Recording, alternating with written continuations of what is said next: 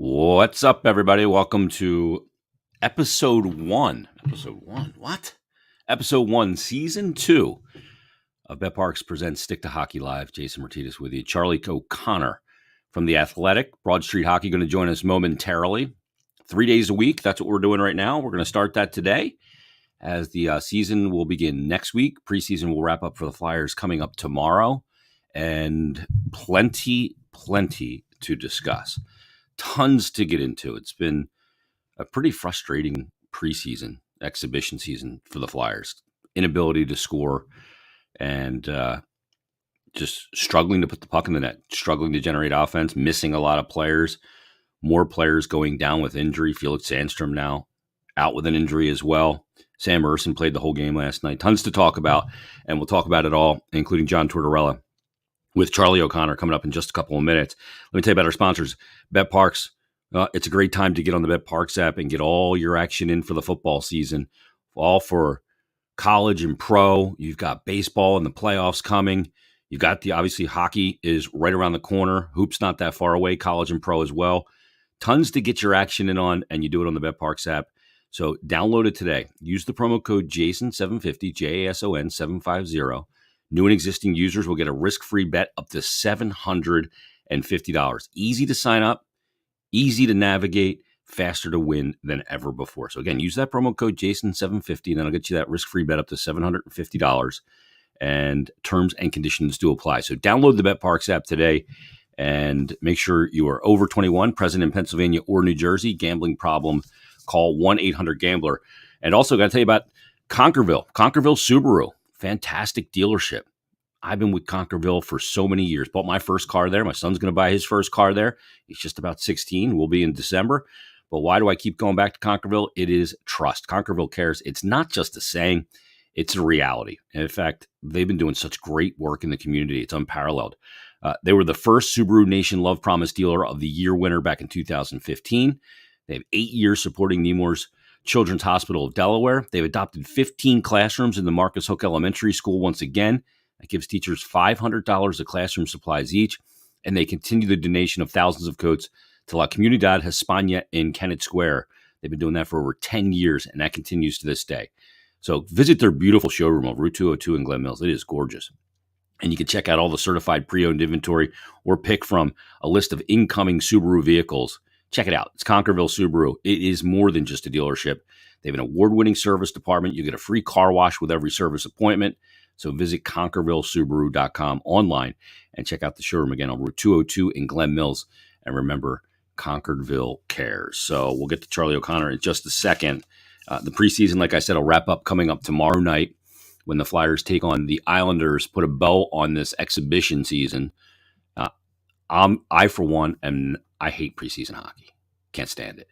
They're 1-4 in the preseason, and the inability to score goals has been the big issue. Now, we talked about this last year right here on Stick to Hockey Live a ton, talking about how hard they had to work to generate scoring chances. They've only got one goal off the rush here in the preseason. That was Travis Konechny's goal. I guess that was in the Boston game, I want to say, the first one, the 2-1 win. So they won that game. Let me resend the link to Charlie. So let's do that right now. So instead of digging through. So let's get that link over to Charlie, and we will get him logged in here on Stick to Hockey Live. Let's see. All right. And now, yeah, it's sent to him. There we go. And we'll just tell him that we just sent that. But the inability to score off the rush, only the one goal off the rush, and talking to Bill Meltzer for today's Flyers Daily, and not even that many rush chances. Now, there's a lot of guys injured, a ton of guys injured already, banged up. Maybe if it was regular season, they could go, or they would go, whether that's Cam Atkinson, or now, you're dealing with Felix Sandstrom out with an injury. He only took 2 shots the other night in the game. I mean, as I look at the roster, obviously Farabee probably not going to start the season. I know he said that he'd like to start. I believe Ivan Provorov is a little banged up. We saw Tony DAngelo in the game yesterday, but not Ivan Provorov. So let's bring him in right now. Does great work on The Athletic. He also does great work on Broad Street Hockey. and the podcast as well. It is Charlie O'Connor. What's going on, Charlie? Hey, Jason. Good to be on. How you feeling, man? Doing okay in the process of a move, so a little bit busy on the life side, but Flyers wise, it's good to have hockey back. Congratulations! I think you bought a house, didn't you? I did. So been a bit stressful life wise, Oof, but it only gets exciting too. it only gets more stressful. Everything I that don't doubt has it. to get repaired now goes to you. First, real quick before we get to the Flyers, what was the concert you were at the other night? I saw you put a video out, and I'm not sure who the band was. Oh, a '90s band called Sunny Day Real Estate. Oh, okay. And where was it at the Met? No, it was at the Fillmore. Oh, okay. Very cool.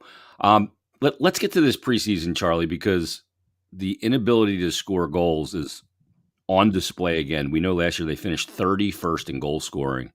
And I said this a lot last year, that they had to work so hard to get good scoring chances. And sometimes in hockey, like, you can't have to work hard to score. You have to get some goals off the rush or easy goals, or just have a guy that can just make something happen and score. They didn't have that last year. And so far in this preseason, despite it not being the full roster, that's been on display again. Yeah. I think there was, a big hope. And granted, Sean Couturier is not a hyper dynamic player, but I think there was a hope that he would give them more offensive zone time, and therefore, the line mates that he would have, guys like Travis Konechny, maybe Cam Atkinson, maybe Joel Farabee, would have more opportunities to score because they just have the puck more. Well, now obviously Sean Couturier's status is completely in question, so that kind of went up in smoke, and what you're left with is a team that, I'm not saying the Flyers are completely absent offensive talent. They have guys that can score. They have guys that can pass. They have guys that can make plays, but they don't really have anyone, especially with Couturier's status in question, that are clear, no doubt about it, first liners on really good teams. Cam Atkinson is probably a really solid second liner on a contender. And Joel Farabee, maybe he could be a first liner, but I don't think he's there yet.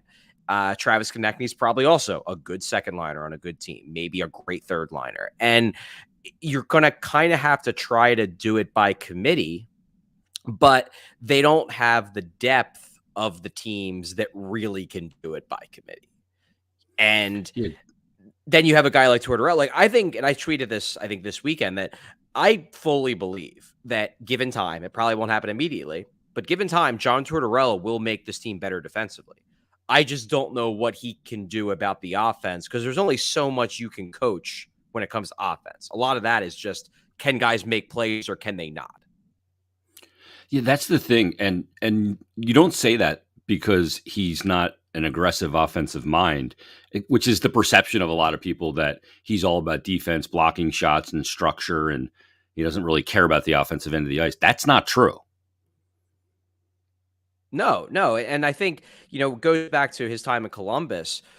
He had that sign up in the locker room that said safe as death. And he basically let Zach Werenski and Seth Jones essentially play as rovers because they were so offensively gifted despite being defensemen. He's not a guy who is opposed to the idea of guys taking chances, of talented guys playing that way. It's just that if you want to have that freedom, you have to take care of business in your own end. You have to follow his structure. You have to give consistent effort on a shift by shift basis. If you do that, he'll loosen the reins a little bit. He'll let you take chances. He'll let you play, more of your preferred style.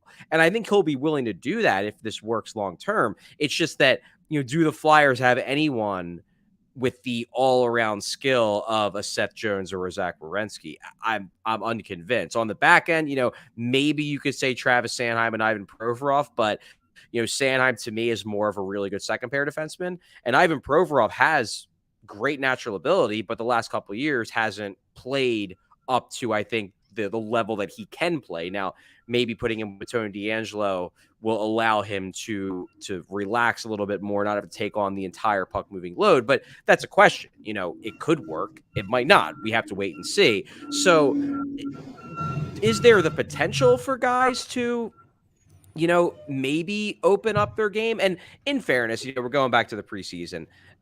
They've only had Travis Konechny for one game. They haven't had Cam Atkinson for any games.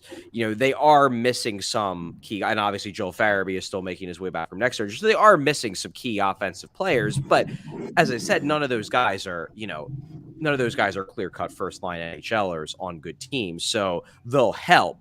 But will they help so much that this team is scoring 3 goals, 4 goals a night? I'm skeptical.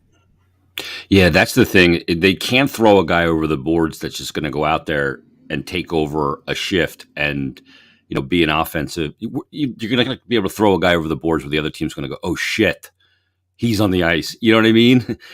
Like you said, it's got to be by committee. Now, back in the 1920 season, it was by committee that season as well. But I think this is a lot different. Let's stick on Provorov real quick. We've only seen him in one game. We saw him with DAngelo. I think it was the second preseason game, and Torts said they stunk, and he wasn't wrong. Now they only played together, not even a week at that time. There's going to be a process of them figuring each other out and where the other guy likes to be, where he can release his pressure in the D zone, and Provorov is like this reclamation project. But it's compounded, Charlie, with the fact that he's got to get used to yet again another new partner that's got idiosyncrasies to his game. Yeah, and I think this pairing, to me, it's about 50-50. It could work, it could not work. And there's always the joke of well, everything's 50-50. It either works or it doesn't. But I could see this working because, you're looking at somebody like DAngelo. And I think the thought process there is they're trying to kind of replicate what Shane Gostisbehere brought to that pairing with Provorov back in 2017, 2018 in the second half when they were one of the better pairings in the NHL, where you have the offensively gifted kind of risk-taking defenseman on the right side, and then you have Provorov who can do his thing, can be the better defensive player, but also doesn't have to make all the passes. When he was on that pairing last year with Justin Braun, he had to do all the puck moving. Because Justin Braun's a useful player. Justin Braun is not a puck mover. Justin Braun is a traditional, prototypical defensive defenseman who's entering his mid-30s. He's not going to be doing a lot of passing and skating. You put him with DAngelo, it's the same thing where it was with prime age Gostisbehere, where, he can share the load. So it could work. But also, DAngelo is a risk taker. DAngelo is a guy who can get lost in the defensive zone sometimes, especially when he over pursues, because he's a really competitive guy.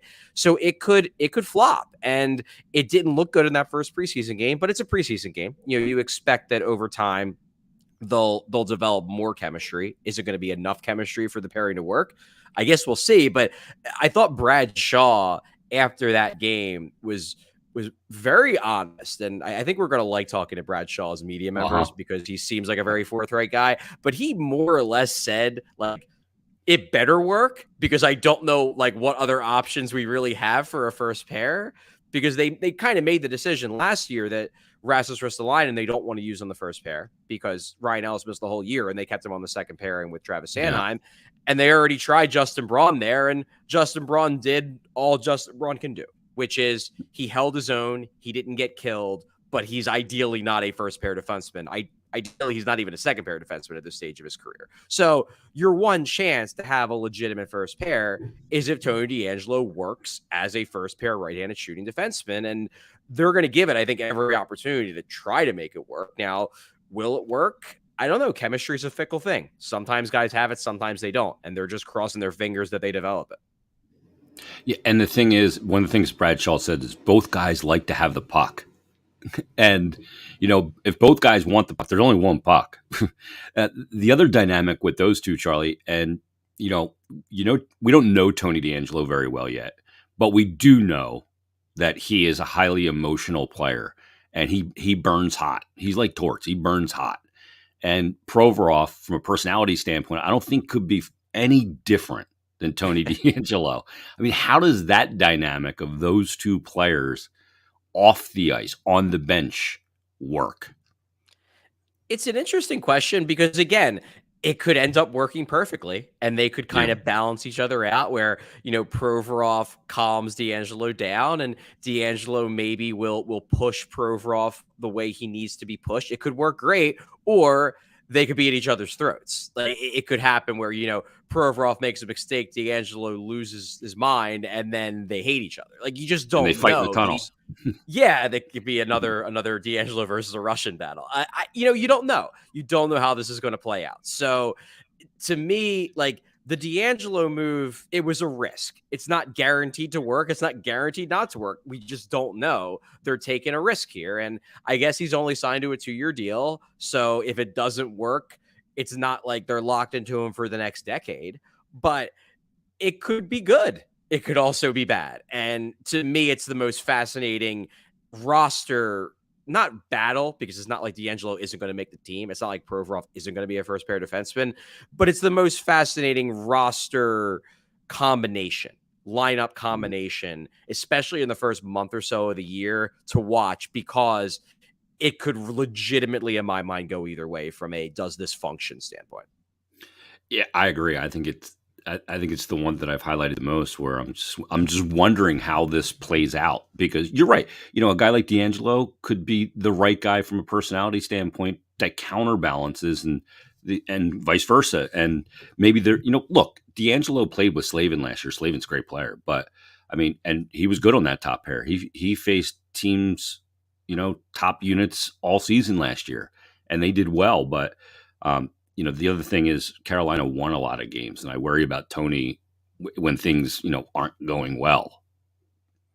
That's fair. Yeah, and I think it's a legitimately good point that when you're a fiery, emotional, competitive guy, like by all accounts Tony DAngelo is, and your team is winning, that emotion is directed in a positive way because you're excited because the team's winning. When the team starts losing, and I don't get the sense that DAngelo is like a finger pointer in the sense that, he's going to say it's everybody else's fault and not mine, but he is going to get angry. He's going to get angry when they blow a game. He's going to get angry if the pairing's on the ice for a bad goal. And if he gets angry and he starts getting angry a lot because the Flyers are losing a ton of games, which is very possible given the makeup of this roster this season, what is that going to do? Especially, what I've heard about DAngelo, especially in Carolina, he really just like put his head down. He knew that he was probably on his last shot, and he's just like, I'm not going to rock the boat. And he was apparently very well liked in that room and didn't really, ruffle feathers or anything. In New York, it would have been easier if everybody didn't like him. The problem was that most people on that team liked him a lot, and then there were a few people who didn't. And like that's how a room gets divided when you have like guys that like are divisive. And divisive doesn't mean that everyone hates you. It means that some people really like you and some people really don't. And if the Flyers are bad, DAngelo, he's buddies with Kevin Hayes. And then Kevin Hayes has his group of friends. So I assume DAngelo will probably fall in with that group. Will there be a few players if the Flyers lose a lot and DAngelo's, all fired up after every game that gets sick of his act, but then everybody else thinks he's great?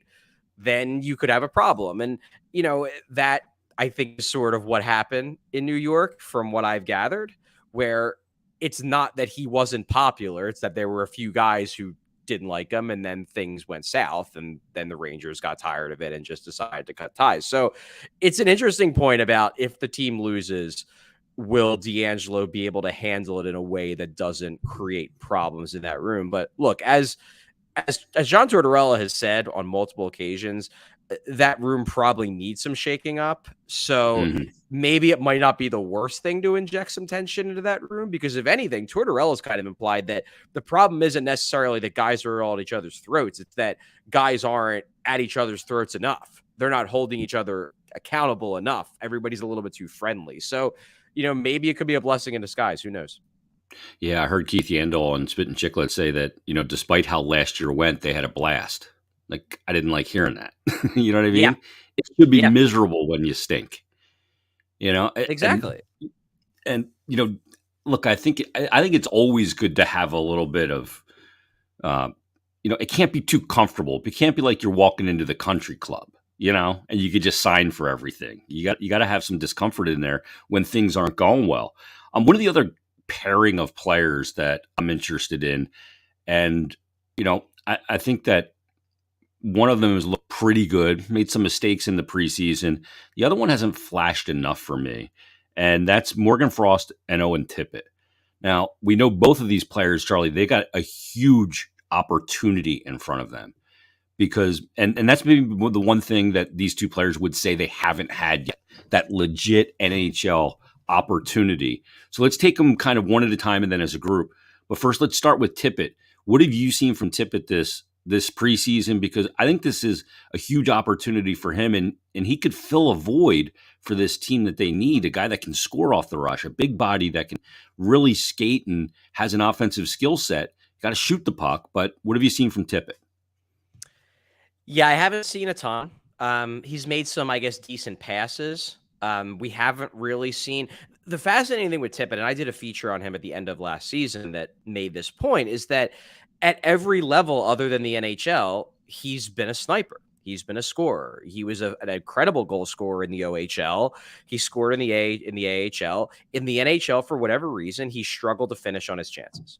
And in the preseason so far, it's been the same story. He's had chances. He creates chances. He gets himself open for passes, and then he misses the net, or he shoots it right in the goalie's pads, or he flubs the shot. And it's the preseason, so maybe you're just kind of, knocking off the cobwebs. But when that's pretty much what was his problem at the end of last season too, he just kind of looks like the same guy. And I've made the point that I think the Flyers are going to give Owen Tippett every opportunity to find his game here. They have every incentive to. He was literally the centerpiece of the trade that sent Claude Giroux out. Like, Chuck Fletcher has every reason to tell John Tortorella, you need to figure this guy out because we have a lot invested in him, and I think he will. I think they do have a lot invested in Owen Tippett. But at some point, the guy's got to start scoring goals. And if he doesn't score goals, he's never going to be a two-way defensive stalwart of a winger.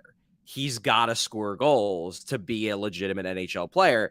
And he's got some passing ability. He's not completely like a one-dimensional goal scorer, but if he's scoring, 10 goals a year, then he's probably a fringe guy in the NHL. He needs to be a 20-goal scorer to stick in the NHL because that's his primary skill set. And so far in the preseason, he looks like the same guy in the second half of last month and a half of last season after the trade, where does a lot of good things, and then it gets to the most important part, and he can't finish.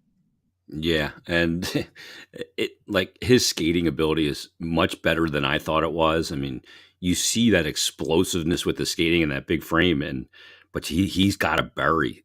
That's his job, to bury. Frost, and these two kind of have been linked, but Morgan Frost, the Flyers have scored 5 goals. He's got assists on 3 of them. I guess that's a feather in his cap, but we've seen some really good plays from Frost. Moved the wing actually in the last game as well, a little bit in practice. But Frost has got opportunity from. He certainly looks bigger and stronger, Charlie, and more willing in some board battle situations. He's been killing penalties a little bit as well. What have you seen from Morgan? He's looked okay. I think he's looked fine. Obviously, the Flyers are hoping for more than fine from Morgan Frost. They've been hoping for more than fine from Morgan Frost for quite a while. And I do agree that his development has been stunted a bit by the injuries and by, the challenges of the pandemic and whatnot. The seasons have been a little weird. Last season felt like he was sort of playing himself back, not into condition, but just into a comfort level after the previous season kind of being ruined by, by the shoulder injury and the shoulder surgery.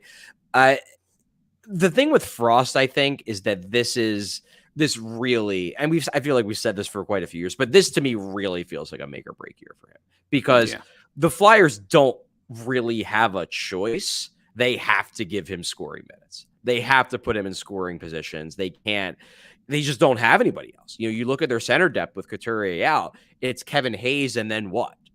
There's Scott Lawton, but everybody knows he's better as a winger. He knows he's better as a winger. He'll play center if the team needs him to, but that's not his best position. And then beyond him, it's, Tanner Lazinski, Jackson Cates. They tried Noah Cates at center. Patrick Brown's coming back from back surgery. Morgan Frost is probably your opening night second line center. So he's going to get the opportunity, and it's like sink or swim, buddy. At this point, if you can't get it done this year, maybe there's just nothing there. And I hope that he figures it out because I do think the talent is there. I think he has offensive ability that very few other players in the Flyers prospect pipeline, even if he's not really a prospect anymore. He has the ability that very few other guys in this pipeline have. And I'd like to see it click for him and for him to figure it out. But again, it's what I said with Tippett. He's still got to go out there and do it. You can have all the talent in the world. You still got to go out there and do it. You got to go out there and finish. You got to go out there and produce points. And this, to me, is the year where if he doesn't, then it just probably isn't going to happen. So he better do it this year.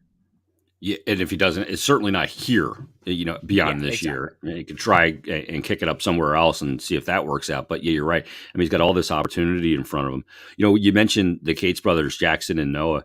And Charlie, I said on the radio broadcast last night that I think Noah Cates is as much a lock to make this team as Kevin Hayes, based on what he showed last year, 9 points rather, in the 16 games that he played.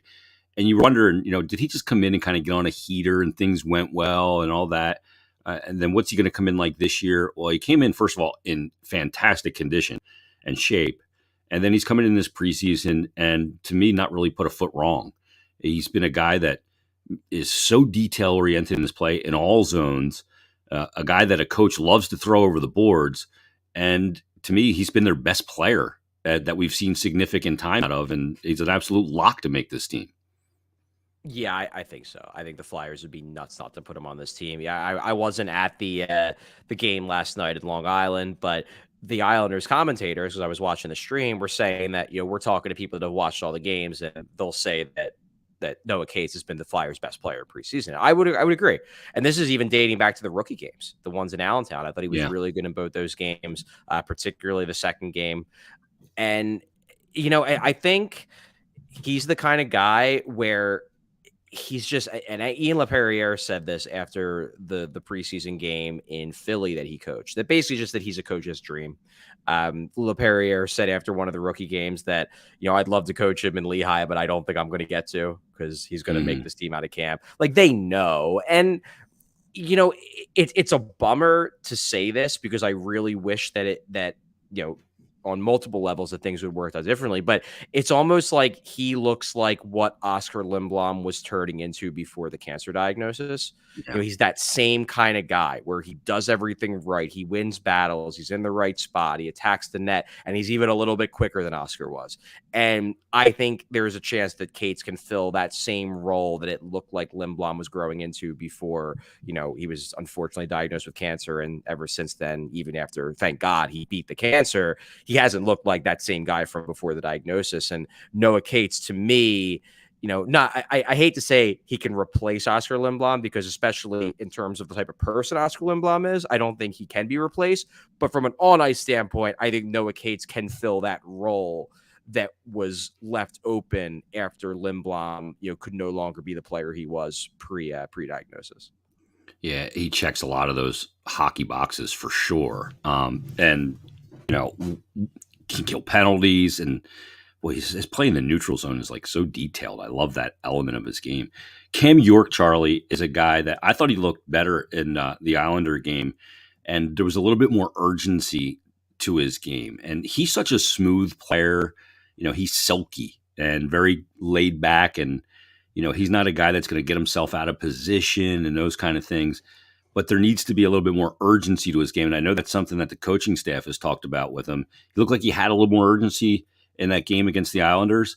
But he's going to play third pair minutes likely, and that urgency, probably power play 2, I would imagine, with DAngelo and PP1. But what do you expect out of York this season? Would you be surprised if they put Zamula on this roster out of camp over York, or would that not surprise you?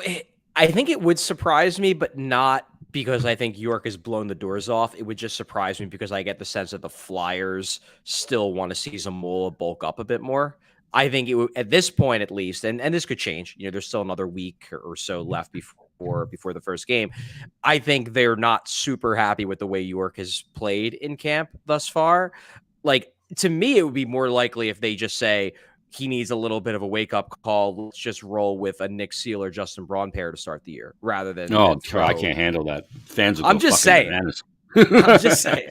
But like, I don't think they think Zamula. I think they're worried about Zamula, not in the long term, but just in terms of like, can he play a full year without getting hurt because he's just not strong enough? And I think there's been some plays in preseason where he's played into their preconceived notions about his physical readiness. There was one play in I forget which preseason game it was, but he was getting forechecked and he kind of bailed out and tried to avoid the check and lost the puck too. And there was a turnover. And it's just, I saw that and I'm just like, yikes. Like, that's the kind of play that they're going to see from up top and be like, this guy isn't ready for the NHL because he's going to have to face that same forecheck 5 times a game. And if he bails out twice, that's 2 turnovers that could end up in the back of our net. So I don't necessarily think Zamula will beat him out, but yeah, I do think they want more from York. I think they're going to push York. And I mean, I remember when Tortorella got hired, York was one of the guys that low key I thought, I don't think it's going to be one of those things where like they're going to hate each other, but I think Tortorella is going to push Cam York.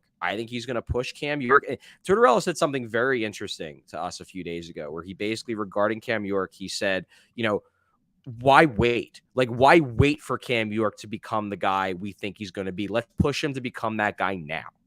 Yeah. And I think they're going to push him hard. I think they're going to demand a lot from him. They're going to expect a lot from him because they think he can be a really good NHL player.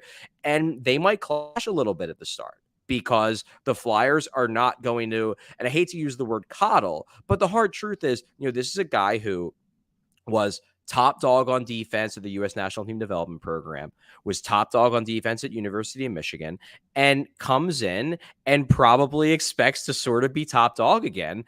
And Tortorella is not gonna do that for a guy who's not technically a rookie, but basically probably going to be entering his first full NHL season. I think he's going to demand a lot of Cam York. And I think, there could be some ruffled feathers, at least at the start. But as long as Cam York, takes it in stride and approaches it with the right attitude, I think he'll be a better player for being challenged. It's just that at the start, I don't think they're gonna let him coast. I think they're gonna push him pretty hard. Yeah, I don't know that Cam's been coached really hard because he hasn't had to be at those other levels because he was just better.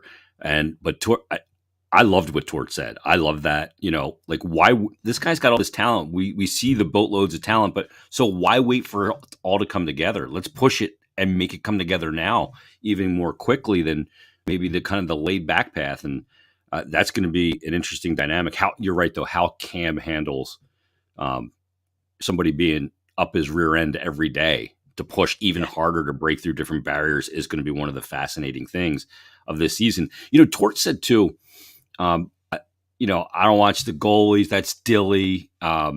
He lets Brad Shaw and Rakhtar, his assistants, kind of handle a lot of the X's and O's. But what he said, Charlie, I thought was fascinating. I coach the mind. And he wasn't always like that. He and I talked about it when I sat down with him. He said, earlier in his career as a head coach, he tried to coach every inch of the 200 by 85 and control it. And eventually he realized that he has to let offensively gifted players do those things as long as they do his things first and his non-negotiables. But Tort's coaching the mind. And this year, I think, is as much about coaching the mind as it is anything else for this team and this organization right now. Yeah. And Tortorella had a really good answer to a question that Bill Meltzer asked this weekend regarding just the idea of, overcoming adversity in games and creating and riding momentum and not letting games spiral out of control. And he was open with the fact that that's been a problem for this team and that it's going to take time for him to sort of work towards breaking those habits of that. I've mentioned this a lot the last couple of years. It was really apparent 2 seasons ago, and it definitely carried over into last season. But it was just there seemed like there was this feeling that would pop up in games where one thing would go wrong, and you'd see everybody's shoulders sag, and it would just be, oh, here we go again. And then one goal would turn into 3, and then the game would get out of hand. And I do think that part of that in 2020-21 was because the goalie situation, Carter Hart was a mess mentally, and they didn't have faith in their goalie. When you don't have faith in your goalie, then you just assume that, well, the next 2 goals are probably going in too because he can't stop a puck right now. And I just don't think they ever got out of that mentality. There's definitely like a woe is me I think, underlying mentality of this team. And that's not going to work in a league like the NHL where, if you show any sign of weakness, the other team is going to pounce. And I do think that there's a complacency on this team. And don't get me wrong, like, I don't think this roster is that good, but they can definitely play harder and be more competitive than they were last season, even though they're not that good. Like, their ceiling might be somewhere between 15 and 20 in the NHL. That might be their ceiling. So I'm not saying that if they're just more competitive and tougher to play against, this is going to be a great team. No, they got bigger structural problems on the roster than just, changing the mentality. But if you're going to eventually be a good team, you do have to change that mentality, because if you don't change that mentality, then no matter how much talent you have, your ceiling's probably somewhere in like the, 8 to 12 range, even if you've got great players, even if you do eventually develop and trade and sign a couple of really good guys. If you have that mentality that, well, if everything's going great, we're fine, but the first sign of trouble, we're going to fold, then you're never going to be competitive. You're never going to be truly competitive against a great team. So, you have to fix the roster. And there's only so much that John Tortorella is going to be able to do, in my mind, unless like Carter Hart finishes with a .935 save percentage in 60 games. Like, a goalie can solve a lot of problems on his own.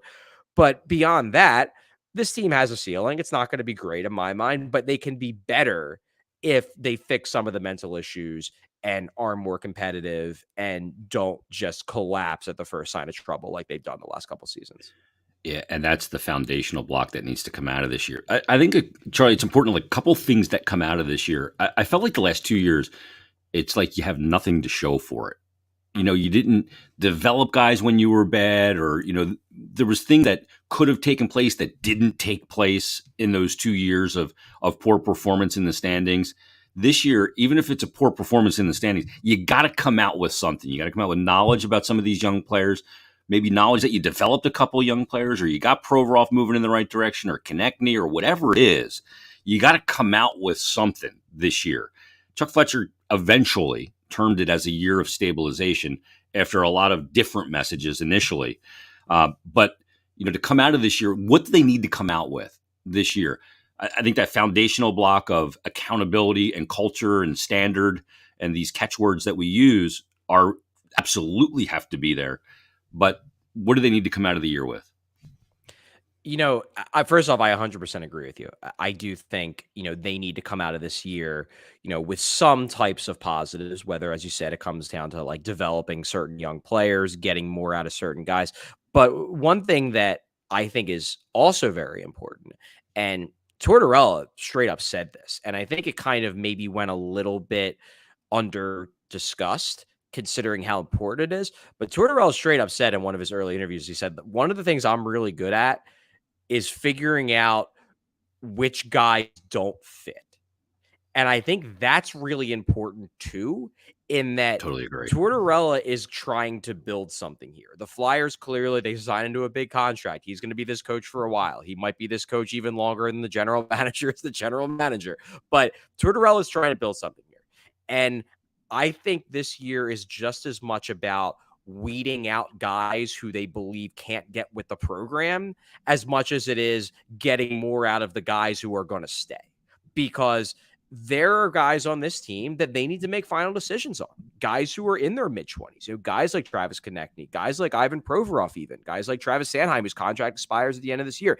They need to figure out if these guys are part of the 5-10-year plan. And if they're not, then you got to trade them. If you're trying to build something, if you're trying to build a John Tortorella team, which is clearly the plan, you need to make a final decision. Chuck Fletcher said in his first press conference of training camp, is Travis Konechny a 50-point guy? Is he a 70-point guy? If he's a 50-point guy who clashes with John Tortorella, he probably isn't here next year. So this is like, for those kind of guys, this is very much their season to show that they should stay. And if they're not getting with the program, like Chuck Fletcher to this point, with probably the exceptions of Jake Voracek and Shane Gostisbehere, has been kind of hesitant to weed guys out that he doesn't think fit. particularly guys that are in like the heart of their primes. I think this year is a year where it might not happen in season, or it could. You never know. It's just Fletcher really hasn't done a lot of in-season moves aside from trade deadline deals. But I think this is as much a fact-finding mission about players in the sense of, do they actually fit? And do we want, and maybe it could go for young players too. Yeah. If a 23-year-old or a 22-year-old who is viewed as a top prospect just doesn't seem to be clicking with what Tortorella wants the team to do, those guys have value. You can move them for something. I'm sure, if you just don't think they fit, you could move them out. So I'm expecting them to be looking at this from both ways. Them to be looking at this, yes, as a developmental year for young guys, but also a year of figuring out if some of these young guys just aren't the right pieces for what they're trying to construct. Yeah, and part of that is that mental makeup of the player too, and that's something that Torts is very good at, figuring that part out as well. Yeah, that's going to be a fascinating element of this. Who's going to survive? Who's going to be part of that? And what we do know is that Torts is going to be very honest in his availability. I mean, the first availability he had about the preseason game about DAngelo and Provorov, they stunk. I was like, okay, welcome to the Torts era here in Philly. Yeah, right. I thought it was great. Last thing for you, Charlie. What advice would you give to Flyer fans to remain sane this year? This is the hard thing. Like I'm trying to figure out my own social media policies for the season already. I need to write a handbook on how I have to follow it. And I've gone more to it for promotional purposes only. But how do fans remain sane this year? I think that probably the best way, number one, is just, try to have some fun with it. And if that means having some fun at the organization's expense, like whatever keeps you sane, if it means just laughing, like take a page from the take a page from the Ottawa Senators fan base, where for a while, I mean, there's a reason why they call themselves sickos. They were just kind of having fun with how much of a mess things were. So definitely that's some advice. But number two, also, like, this is obviously not a year where anyone, including, I would hope, the organization, they're not expecting this team to contend. Maybe if everything broke right for them, and obviously with news like that of Sean Couturier and Ryan Ellis' status, things already aren't breaking right for them. But maybe if everything breaks right for them, they can compete for a wild card spot, maybe.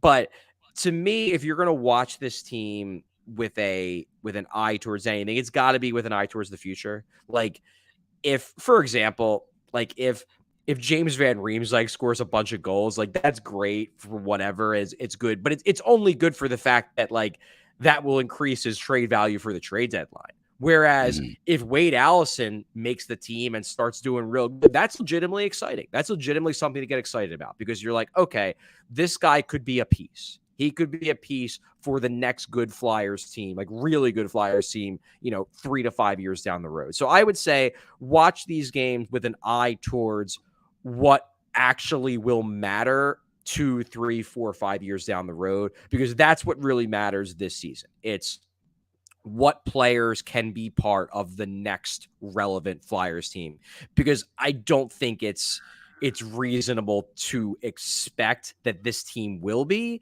and therefore it's kind of, I wouldn't say a waste of energy, but it kind of is a waste of energy to get angry when this team loses, because everyone knows they're probably going to lose a fair amount. Yeah, to me, remaining sane in sports is all about expectations. Yeah. If your expectations are too high, it's weird though. Like on social media, it's a conundrum wrapped in a riddle, because people say they have no expectations, and then when the team performs poorly, they freak out. You know what I mean?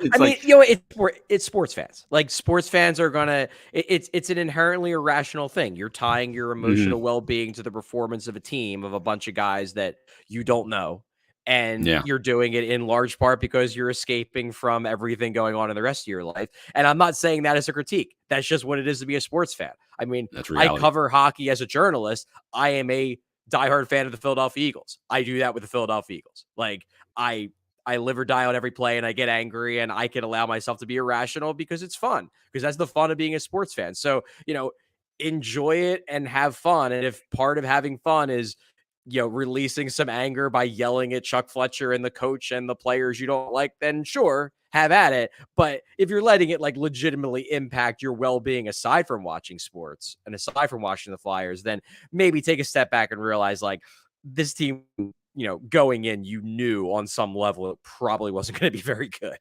Yeah. And don't direct your hate at media. I mean, I guess that's part of the job, right? We are the people up front who actually interact with the fans. So, they can yell at Chuck Fletcher, but Chuck Fletcher's not going to respond. Whereas if you yell at the beat writer might actually respond. So it's a Yeah. little bit, there's a little bit of a connection there that doesn't exist with the players and the GM. And I get that. It can be frustrating on my end. I will fully admit that, but fans are fans, and I get it. You're frustrated with the team, and the fans have every right to be frustrated with the Flyers because it's been a real rough last 2 seasons, and they're at the moment, at least in the short term, there doesn't seem to be a lot of light, in this tunnel. Maybe a few years down the road there could be, but right now it's pretty gloomy.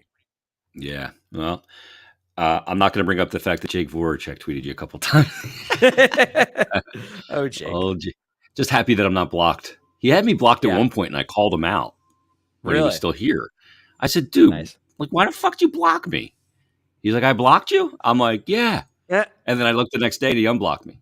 He unblocked you. Yeah, the funny thing with this is I was in a debate with someone. I wasn't like, I didn't even tweet this out. I was talking with someone on Twitter about like, and the argument I was making was that if you're going to make an advanced stat argument for why the Jake Voracek Cam Atkins trade was bad for the Flyers, you can't ignore the advanced stats that say that Jake Voracek hasn't been very good the last couple of years.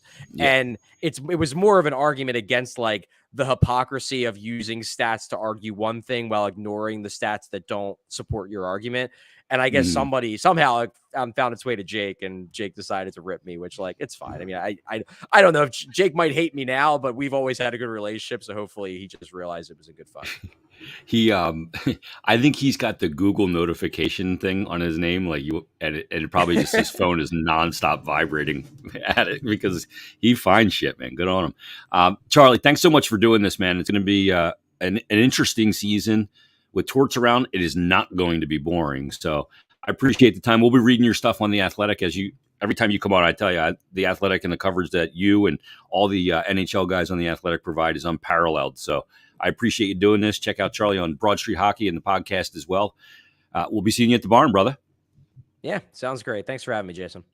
There he is. Charlie O'Connor from Broad Street Hockey and The Athletic does great work there. And we appreciate him joining us on Season 2, Episode 1 of Stick to Hockey Live. Oof, there was a lot in there. A lot to talk about. Let me talk about BetParx. BetParx in the brand new sportsbook app is awesome. It's great. It's the best time to get in on it because you've got all kinds of things to gamble on, whether it is football, college, or pro. Thursday night, you get it. All weekend with college and pro. It's fantastic. You've got hockey coming up. You've got baseball and the playoffs, player performances, same game parlays, live in-game betting. It's all there for you. Easy to sign up, fun to use, faster to win than ever before. And for new and existing users, use the promo code JASON750, JASON 750. That'll get you a risk-free bet up to $750. So make sure you download the BetParx app today, and you're going to be glad you did. You need to be over 21 and present in Pennsylvania or New Jersey. Gambling problem, call 1-800-GAMBLER. And show also brought to you by Conquerville Subaru. Check out their showroom on Route 202 in Glen Mills. Check out their certified pre-owned inventory and select from a list of incoming Subaru vehicles. Get down there to Conquerville Subaru. I've been with them for years and years. Conquerville cares. They do great work in the community. And it is more than just a dealership. They have an award-winning service department where you get a free car wash with every service appointment as well. So visit ConquervilleSubaru.com and check out the showroom on Route 202 in Glen Mills. And remember, Conquerville cares. We'll be back Wednesday. Anthony DeMarco will be with us on Wednesday for another brand new episode of BetParx Presents Stick to Hockey Live. We'll be doing it every Monday, Wednesday, and Friday through the season. So I hope you'll join us. Leave us a 5-star rating and review. That'll help other Flyers and hockey fans find this content. So we appreciate it. Everybody have a great day. We'll talk to you coming up on Wednesday on a brand new episode of BetParx Presents Stick to Hockey Live. Have a great day, everybody.